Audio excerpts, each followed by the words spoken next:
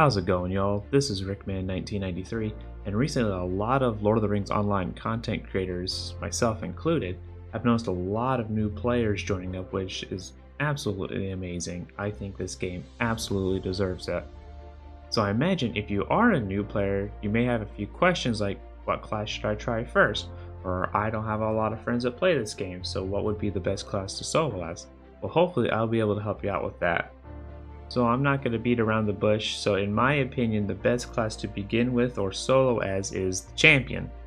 Now I know that may seem very basic, but I honestly do think that the champion is the best class for new players, which I'm going to explain pretty briefly as well as give what I think might be the best build for solo players.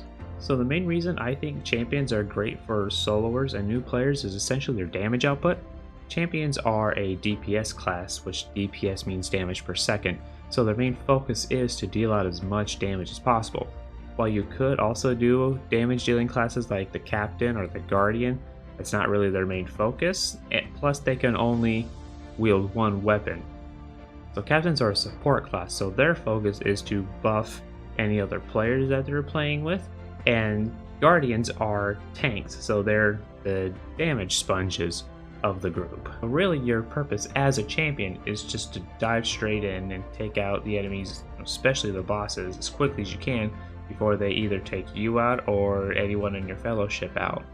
Because of this, again in my opinion, the best build to go with as a champion is to dual wield axes, and then when it comes time to choose a specialization, to go down the red path. The red path for champions grants abilities that deal massive damage to single targets. In my experience, I'm rarely mobbed by more than 3 enemies at one time, maybe 4, so being able to dispatch each foe one at a time while using what area effect abilities I do have to whittle down the others hasn't really been much of an issue.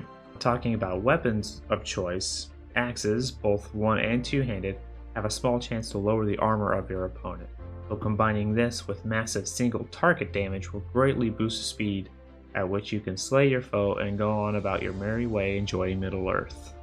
Now, build and class aside, another recommendation I do have is to grind the Slayer deeds, and also if you do choose to do a crafting skill, grind that out too. These grant more experience, and that along with regular questing will help you stay a level or 2 ahead of your foes, which is only to speed up their inevitable demise.